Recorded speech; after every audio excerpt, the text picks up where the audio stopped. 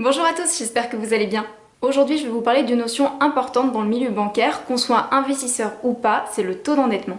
Je vais donc vous expliquer ce qu'il représente, comment est-ce qu'on le calcule, mais aussi quels sont les enjeux autour de ce fameux taux d'endettement aujourd'hui. En fait, il est important de connaître son taux d'endettement car c'est l'un des facteurs principaux qui va jouer sur le fait que la banque pourra vous faire un crédit immobilier ou pas, notamment dans le cadre d'un investissement locatif. Et ça peut également vous intéresser si vous voulez évaluer votre capacité d'emprunt pour acheter votre résidence principale. Sachant qu'il y a quelques mois, un certain nombre de règles financières concernant le crédit et la limitation du taux d'endettement ont été fortement durcies et vous allez voir que ça peut un petit peu bousculer les plans de certaines personnes, donc on en parlera aussi, mais dans une deuxième partie. On commence avec la définition. Le taux d'endettement permet de mesurer le pourcentage de vos revenus qui sont alloués au remboursement des charges. Sachant que ces charges peuvent être un crédit immobilier, un crédit à la consommation, une dette que vous avez par exemple. La formule de calcul, elle est toute simple. Vous avez juste à diviser vos charges par vos revenus, à multiplier par 100 et vous obtenez votre taux d'endettement en pourcentage. Dans les revenus, il faut inclure tout ce qui est régulier, donc je pense au salaire, le 13e mois aussi si vous en avez un,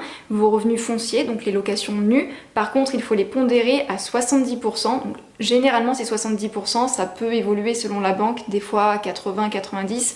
Surtout si vous avez déjà un bien en location et que vous pouvez prouver que toute l'année il a été loué, la banque va peut-être un petit peu relever ce pourcentage qui tient compte en fait de la vacance locative. Il faut également inclure les revenus professionnels non salariés, donc tout ce qui est location meublée notamment, et également toutes les pensions que vous pouvez recevoir, donc par exemple la retraite ou une pension alimentaire. Par contre, il ne faut pas prendre en compte tout ce qui est de type revenus exceptionnels tels que les primes que vous pouvez recevoir dans votre travail qui sont ponctuelles, ou bien tout ce qui est allocation parce que ce sont des revenus entre guillemets qui peuvent fluctuer. Et pour ce qui est des charges, il faut additionner tous vos crédits en cours, donc immobilier, consommation, votre loyer si vous êtes locataire, et enfin les pensions que vous versez à quelqu'un. Avec cette formule, on peut voir que plus les charges sont élevées, plus le taux d'endettement est élevé, ce qui veut dire que les charges représentent une grosse partie du budget. Et à contrario, le taux d'endettement est d'autant plus faible que les revenus augmentent. Pour illustrer, on va calculer le taux d'endettement pour deux ménages différents. Donc premier exemple, une personne qui touche 1600 € par mois, qui a un loyer de 400 € et qui verse une pension alimentaire de 100 € par mois. Le calcul nous donne 400 € plus 100 € sur 1600, donc un taux d'endettement de 31%.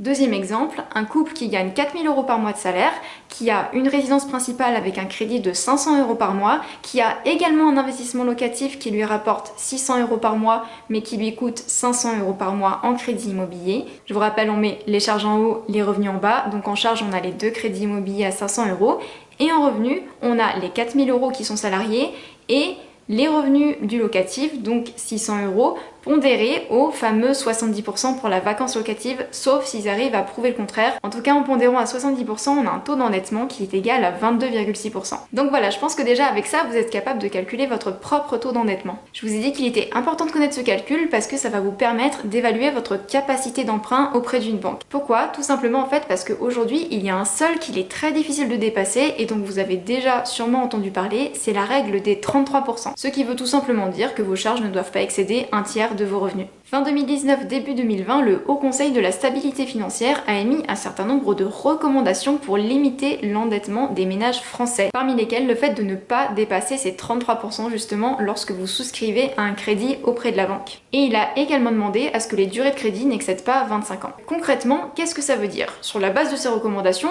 comment est-ce qu'on peut estimer l'argent qu'on pourrait emprunter à la banque pour faire une acquisition de biens immobiliers? Alors on reprend notre formule de calcul, on isole les charges de l'équation et on met le taux d'endettement à 33%.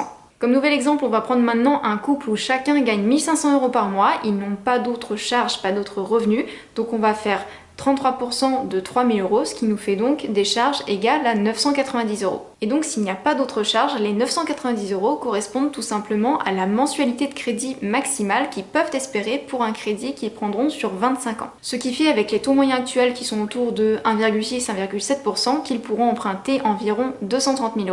Supposons maintenant que ce couple il ait un enfant qui fasse ses études ailleurs et que tous les mois il lui donne 300 € pour vivre. Cette fois-ci, les 990 €, il faut leur retrancher les 300 € qui sont à charge du couple du coup aussi, ce qui fait que pour acheter leur maison, ils pourront avoir un crédit de 690 € maximum par mois, ce qui cette fois-ci correspond plutôt à un emprunt aux alentours des 165 000 €. Donc vous voyez que là, si le couple espérait avoir plus d'argent, emprunter plus d'argent que 165 000 euros, eh bien il va devoir négocier avec la banque et éventuellement faire un apport. Donc pour le moment, les banques ont encore une certaine marge de flexibilité par rapport aux recommandations du Haut Conseil de la stabilité financière sur les 33% et sur les 25 ans, mais c'est censé concerner seulement les gens qui vont acquérir leur résidence principale et notamment les primo-accédants parce que l'État ne veut pas non plus pénaliser les faibles revenus qui veulent accéder à la propriété. Rassurez-vous, pour le moment, ce ne sont encore que des recommandations. Pour l'instant, il n'y a rien qui est sorti à ma connaissance concernant la limitation stricte des 33% notamment, mais on n'est pas à l'abri qu'il y ait des amendements, des lois qui sortent au fur et à mesure du temps et là ça va bousculer pas mal de choses. Personnellement, ce que je constate autour de moi, c'est qu'il y a beaucoup d'investisseurs en fait qui ont de plus en plus de mal à souscrire à des crédits pour faire des investissements locatifs ces derniers temps parce que depuis le début d'année, en effet, les banques ont vraiment durci leurs conditions d'accès au crédit. Elles commencent vraiment à privilégier les gens qui ont des très bons dossiers, donc des revenus élevés, un reste à vivre élevé, et maintenant elles demandent de plus en plus souvent de mettre de l'apport pour un projet, donc par exemple apporter les frais de notaire. De même, jusqu'à maintenant, il y avait certaines banques qui utilisaient une méthode un petit peu différente de celle que je vous ai présentée pour calculer le taux d'endettement, c'est la méthode du différentiel. Pour résumer, c'est un calcul qui est beaucoup plus intéressant pour les investisseurs parce qu'en fait, il prend en compte la trésorerie qu'on génère grâce à un investissement locatif. Et du coup, quand on a fait un bon investissement locatif, on a une trésorerie qui est positive entre la différence des loyers, des charges, des impôts et tout.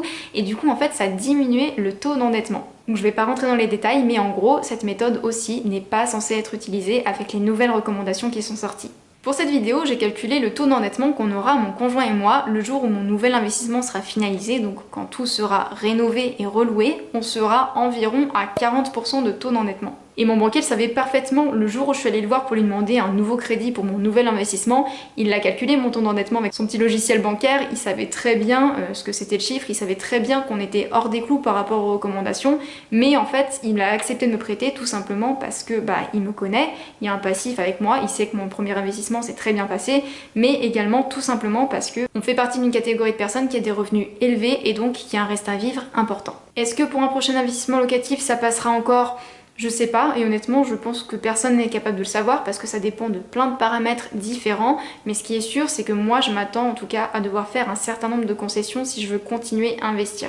Aujourd'hui, je me pose surtout la question pour les faibles revenus. Pour ces gens-là qui vont arriver très rapidement à 33% d'endettement, est-ce que ça sera toujours possible d'investir dans quelques mois, voire quelques années? Pour caricaturer, est-ce qu'en fait ces nouvelles lois, ces nouvelles recommandations, elles ne vont pas encore plus creuser l'écart entre les riches et les pauvres, entre ceux comme moi qui ont beaucoup de revenus et qui ont un reste à vivre qui est très important, et les gens qui ont beaucoup de rêves, beaucoup d'ambitions, mais qui du coup se retrouvent limités par juste leur salaire? De mon point de vue, ce qui est certain, c'est qu'on ne peut pas investir aujourd'hui comme on investissait encore en 2017. Quand vous avez des gens qui sont au SMIC, qui empruntent pour acheter des immeubles à 300 000 euros avec des travaux sans apport sur 25 ans avec 2 ou 3 ans de différé total, je pense que ça, c'est des choses qui vont être très exceptionnelles, voire impossibles dans le futur. Et d'un côté, je trouve ça vraiment très dommage pour ces gens qui ont beaucoup de rêves, beaucoup d'ambition, qui ont l'énergie, qui ont l'envie, qui ont envie d'investir, mais du coup qui vont se retrouver bloqués. Mais d'un autre côté, je me dis que dans une certaine mesure, ça permet quand même de les protéger de leur propre gourmandise et de leur envie de voir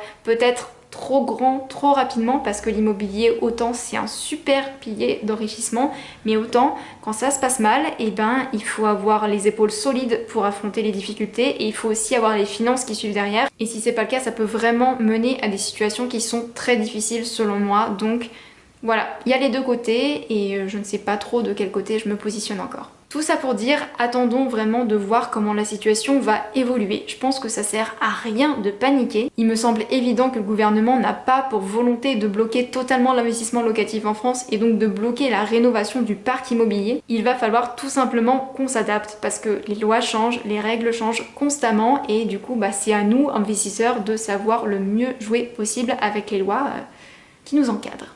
Sur ce, j'espère que cette vidéo vous a plu. Si c'est le cas, n'hésitez pas à exploser le compteur de likes, abonnez-vous, activez la cloche et du coup, moi je vous fais des gros bisous et je vous dis à très bientôt pour une prochaine vidéo.